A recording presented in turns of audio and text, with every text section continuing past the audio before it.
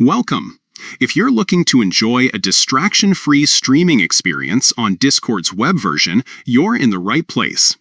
Today, I'll walk you through the quick and easy steps to disable sounds in streamer mode on Discord following the latest update.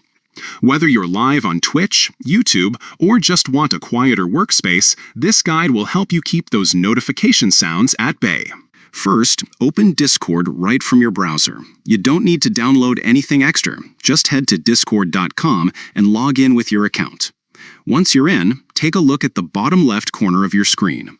You'll see your profile picture and username, and right next to that, there's a small gear icon. Go ahead and click on that gear icon to open up your user settings. Inside User Settings, you'll see a list of options on the left side. Scroll down until you find the section labeled Streamer Mode. Click on it to enter the streamer mode settings. This section is designed to help you maintain privacy and control while streaming, so it's packed with features to make your life easier. Now, let's focus on disabling those sounds. In the streamer mode menu, look for the option labeled Disable Sounds. This setting is specifically made for streamers who want to keep their broadcasts free from Discord's notification pings and alerts.